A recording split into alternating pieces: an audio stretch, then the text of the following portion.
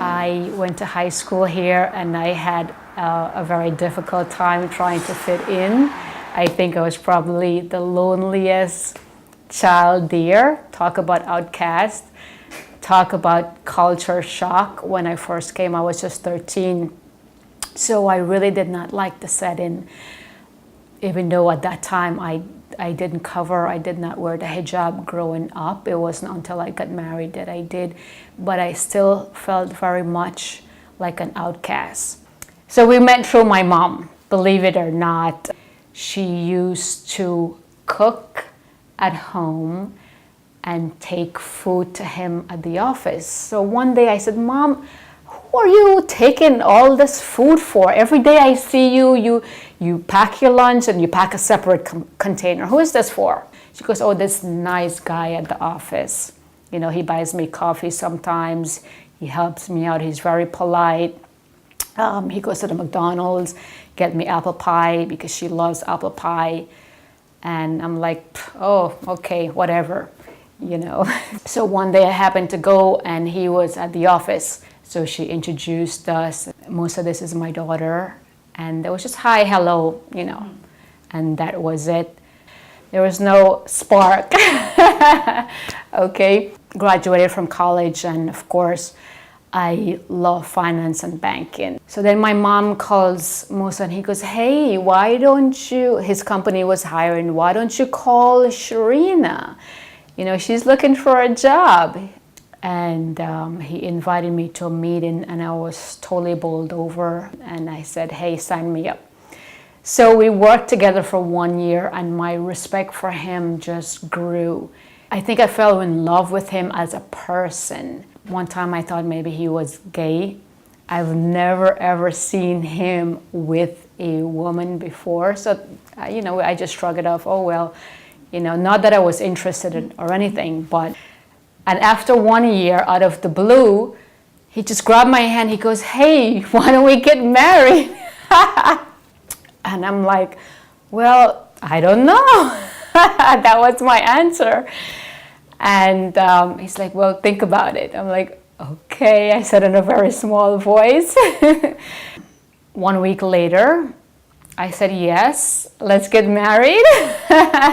So my parents had a very difficult time accepting me marrying out of my race. Where I come from, blacks and Indians just do not mix, okay? So she overheard me talking to a friend on the phone about this, and she came and snatched the phone and slammed it, and she's like, what?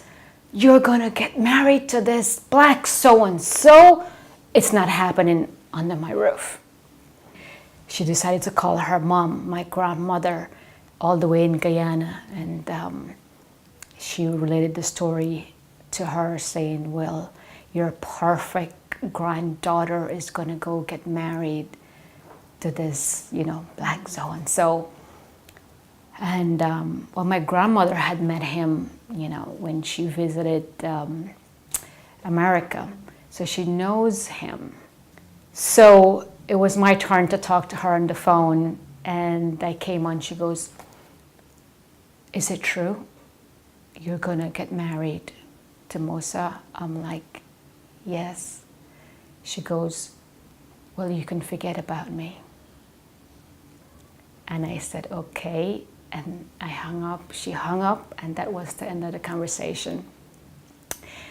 And I got thrown out of the house. She goes, if this is happening, I want no part of it. Go pack your things, which I did. I packed everything, put them in the car, and drove to his apartment. And a few days later, we were married in a mosque in a bunch of strangers that I never met, and we collected $17 and we started our life. Yeah. Musa said, if you want your family back, you have to give them time to adjust to the idea. Do not call them, they will call you, they will come around. For me, that was one of the most difficult periods in my life. I missed her a great deal. I really, really missed her. And there were times when I just wanted to forget about being married and going back. He's like, just have patience, they're gonna come around. It took a while for them to come around. It wasn't until I gave birth to my first child that I saw my mom again. I was really happy about that. So I drove to New Jersey to my sister's house, and that's how we reunited. She still is not happy with him. If I get divorced today, she will be very, very, very happy, but she tolerates him. Because you have to remember how she was brought up.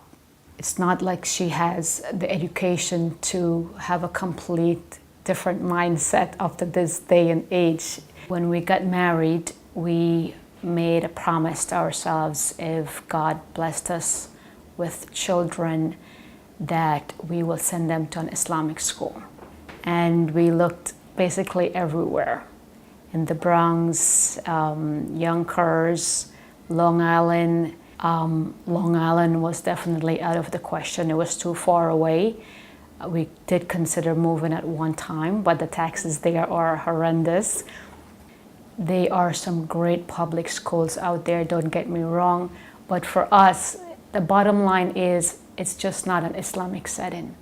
So raising our children in an Islamic setting was really something that was crucial for us. We wanted them to have an Islamic upbringing, to grow up with confidence, and to just be secure in who they are and their Islamic identity. We did the next best thing and came up with the idea, hey, why not have our own school? And we opened September 11th, 2001. It was not a day that we chose, but that's how it happened.